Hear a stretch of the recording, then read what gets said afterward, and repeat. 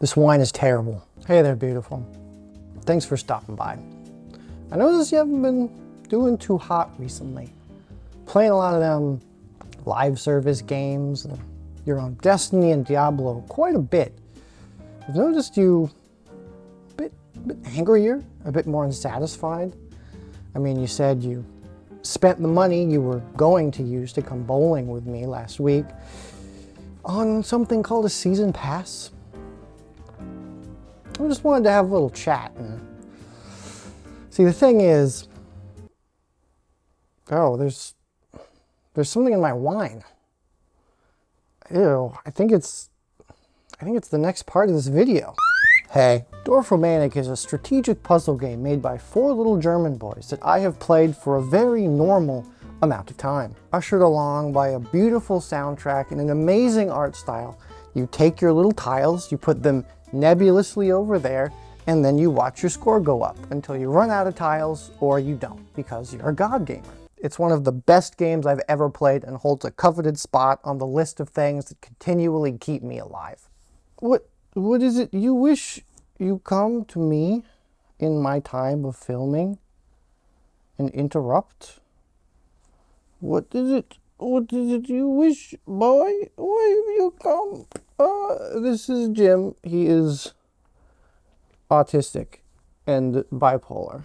To me, this $15 geometrical god complex game achieves the ultimate goal which many major publishers have these days, which is to make a game that you can play forever to permanently distract your dopamine and intimacy-starved brain from the crushing existential weight of being alive. And it does this while not relying on any addictive, dishonest practices to keep you playing, even if you're bored out of your skull. Once again, the combined weight of the Western world is being given a run for its money by a handful of German guys. Now, dear viewer, I'm sure you're all thinking, boy, this guy really needs an editor after that joke. And you'd be right, but more importantly, I'm sure you're wondering, based on my video title, how it makes sense for me to compare the glass titans that are Diablo 4 and Destiny 2, and basically all the live service garbage, to tiny shape game with boat and train. Well, the very simple answer is that I am smarter than you. It's because I know full well what it's like to be caught in the live service churn, to be held hostage by dailies and gear score and FOMO and gambling disguised as gameplay. I have broken free of my shackles, and that's why I'm confident that I can explain that this tiny game made by 4 people whose names I can't pronounce has more depth and complexity and value to you than one of these consciousness-crumbling credit card consumers. Bars. I couldn't find a great spot to put this in my script, but at one point I checked at the end of February and Dorfromantik had a higher concurrent player count than Suicide Squad, and I just think that's so funny. Now obviously, if I'm going to convince you, let's start with the basics. Dorfromantik's core gameplay loop consists of taking a hexagon from your little pile, putting it wherever your little heart desires, and then watching your score go up. Because we all love watching number go up. Each tile is different, its edges being composed of nothing, water, tree, house, train, and wheat.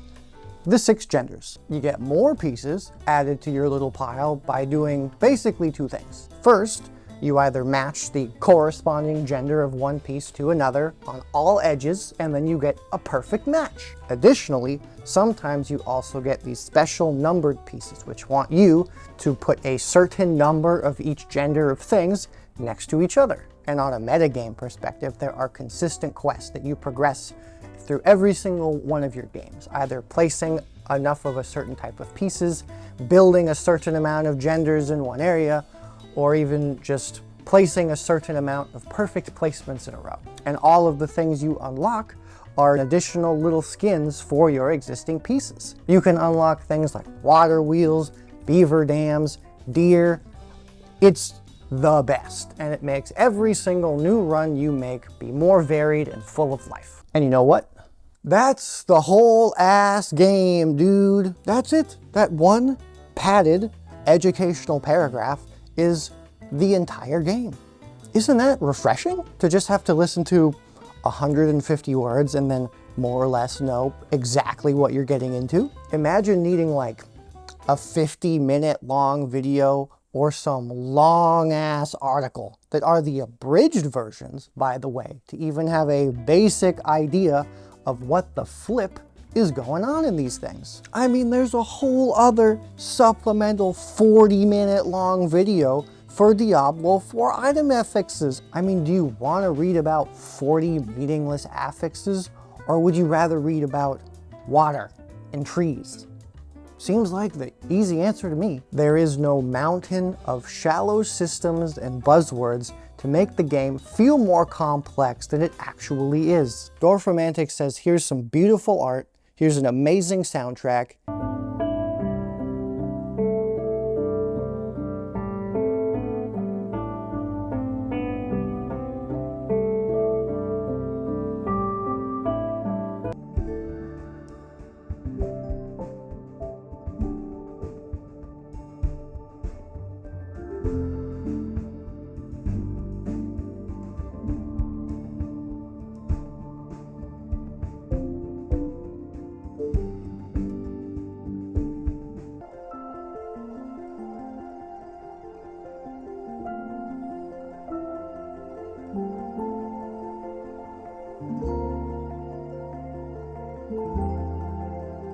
Here's a few numbers you care about and a couple of intentional, well thought out design decisions to give the game a meaningful amount of complexity and variety. And boom, game of the century. The game treats you like the smart, handsome, monetarily responsible person that it knows you are. It does not use lazy and archaic design decisions to make the illusion of complexity and longevity. Until you realize, of course, that games like Destiny and Diablo are miserable to play for a long period of time, but they also give you just enough false hope that maybe, just maybe, they can change, which is why you keep coming back, buying their things, and then being disappointed all over again. Is that really what you want for yourself? Is that what you think you deserve? Because I don't think it's what you deserve. I think you deserve cute little water wheel. Dorfromantik treats you with respect. I mean, gear score? Items that look like this? Pointless RNG that purely exists to exploit human psychology? Pass. Checklists that are meant to replace actual meaningful content? I don't think so. There's no dailies or weeklies. There's no battle passes. There's no whatever the hell a Paragon board is. There's no in-game store. There's no seasons, which, let's be honest here, is literally just an excuse to put more stuff in the store. There is no empty shell of a story, which is designed to be endlessly prolonged to just feed you more stuff to buy. Dorfromantik does not trick you with these things. All of these other games are just hollow soups of light and noise and numbers designed to trick you into thinking that you're playing a video game and not a Skinner box that's helmed by people who want you to remain on the cusp of satisfaction just so they can forever exploit your desperation to feel something by buying their endless content drops that you think this time, oh yes, this time, it will be different. But you know what? I'm sorry, champ. It never is. And you deserve more. Why choose this over cute little boat? Over Beaver Dam? Over acknowledging your self-worth and value as a human being and the experiences that you partake of in this long journey that we call life? We'll get to that last part in a minute, but for now, I gotta talk about a group of aesthetic characteristics in art that are vary, depending on the medium, but are colloquially recognized as vibes. The vibes in Dorfromantik are immaculate. I can literally never tire of looking at this beautiful work of art of a video game. Everything is so crisp and clear and stylized that no matter where I'm seeing an image of something from this game, I know that it's from Dorfromantik. There is a clarity in how the world looks and how the gameplay functions, which we definitely cannot say of some other games that are literally just a constant bombardment of particles and light and numbers that make my eyes want to evacuate my skull. Dorfromantik has this physical, tactile, painterly art direction, very reminiscent of board games like Roots or Vagabond. The subtle gradients on the trees and some of the houses, the mixtures of the dark and the light in the wheat fields, the little watercolor-esque lines on some of the houses, and the painterly brushstrokes that exist in the water and the land. Beautiful. I mean, even the little number indicators on the special gender goal tiles have the little cardboard zigzag in between them as a little 3D effect. That's adorable. Comment if you love the little cardboard zigzag effect. There is such a clear vision and a direction put into the look and feel of this game. And no matter how you place the pieces, it always feels cohesive. No matter the configuration, it always creates this beautiful, idyllic landscape.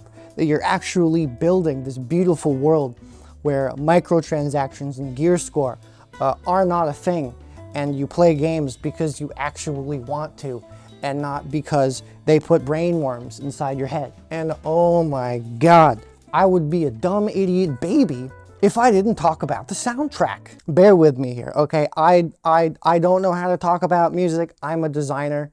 That's my thing. So I'm gonna try my best here.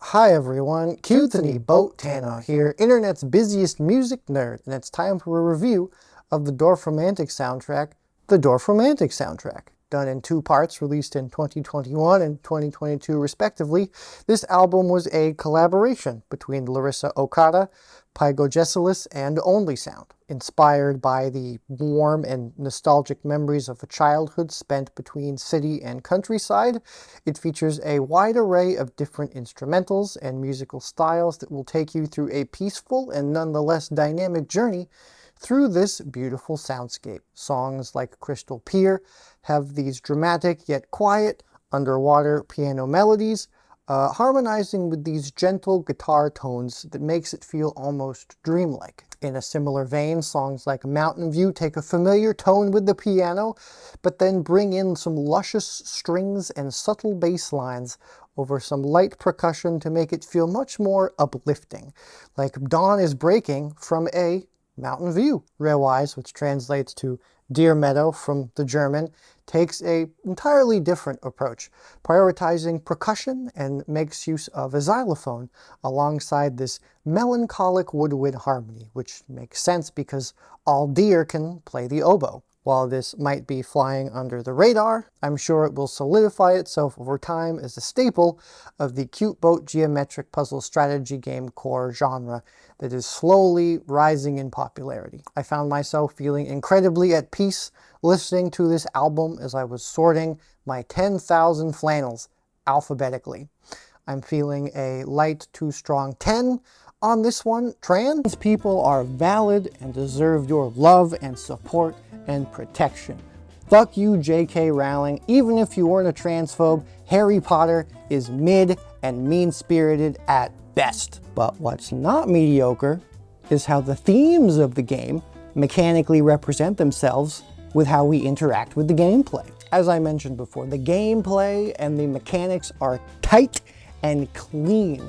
As clean as the shit I took earlier. I mean, that was a no wiper. Easy 10 out of 10. But this game goes one step further. The game has the player participate intentionally through gameplay in a way that is being represented by the concept of the game as a whole. Noah, what the fuck does that mean? Shut your cute ass up. I'm getting there. Instead of this being like most city builders where we, the player, act as some sort of god of industry and imperialism where we dismantle an existing natural landscape in order to build something that prioritizes exclusively the needs of a capitalist society, we do not that. We are given a void, a blank slate. We then build this natural world from the ground up through combinations of all existing elements that would exist in here, promoting both beauty and growth without one element overpowering the other. Pieces are varied and randomized,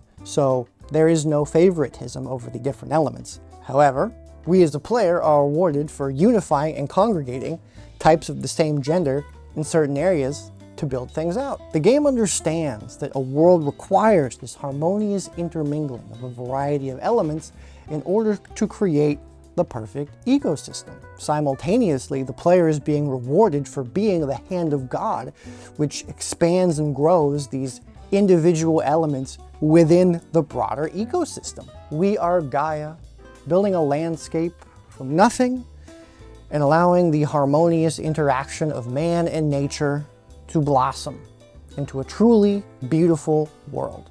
That's pretty fucking based, huh? Bet you didn't think we'd be talking about the philosophical to mechanical relations of the little cute boat game, huh, bucko? It's art that has that attention to detail and care put into every aspect of its creation that really twists my nipples.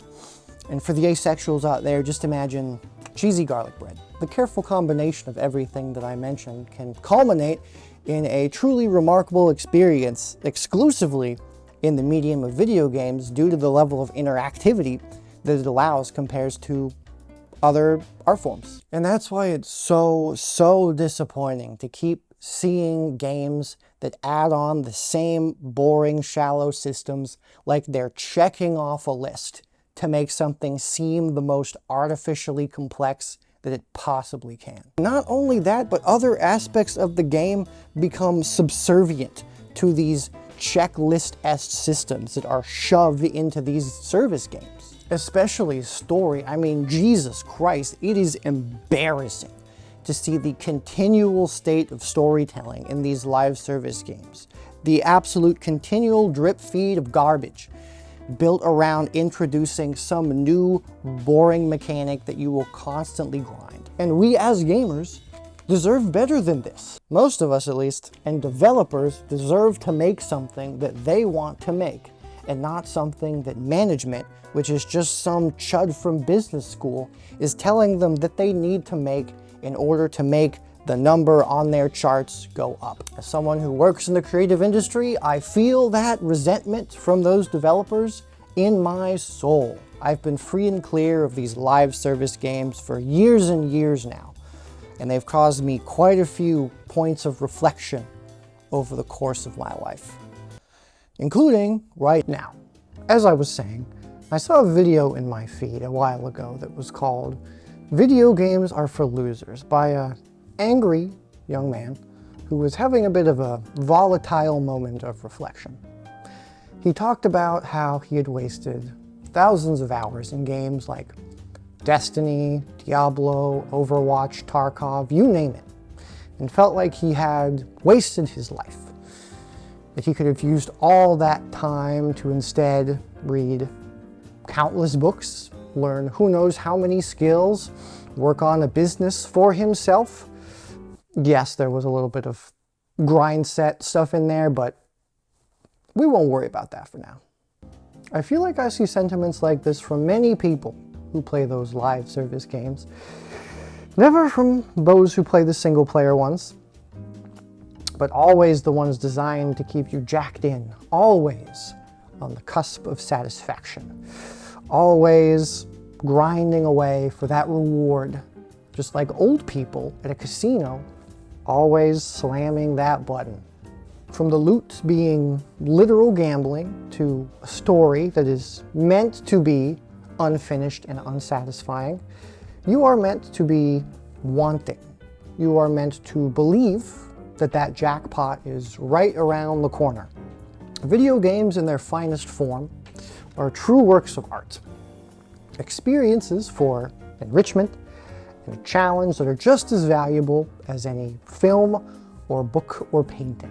Disco Elysium, Outer Wilds, What Remains of Edith Finch, Dorfromantik, Signalis, Returnal, Celeste, I could keep going. All amazing pieces of clear creative vision, fueled by the desire to bring insight, challenge, and beauty to those who engage with them. I don't want to imply that you can't get things like that from Destiny or Diablo.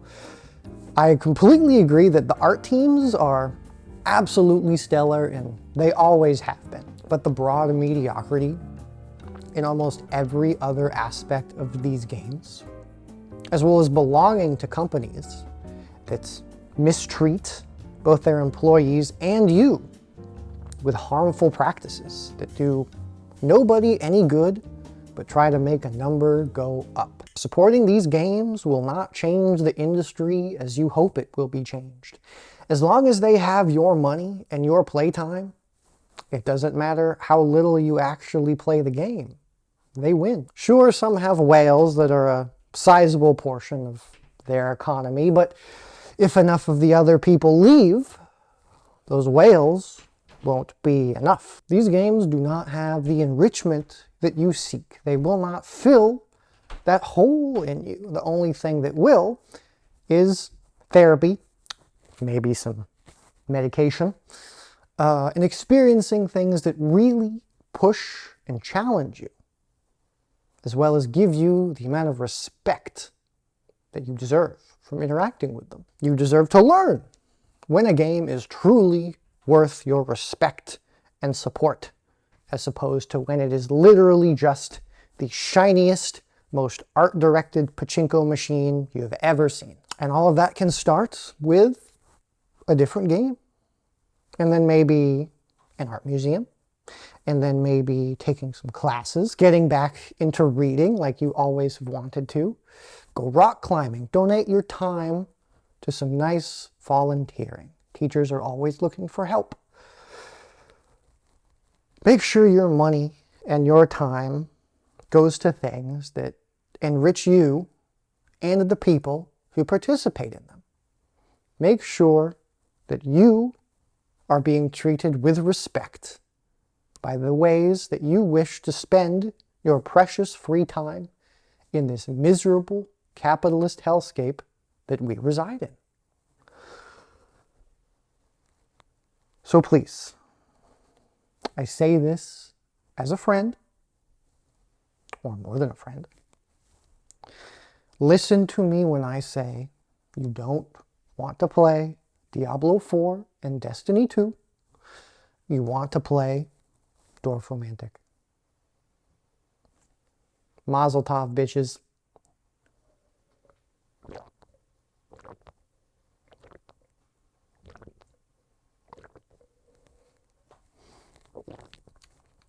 God, that's really fucking bad.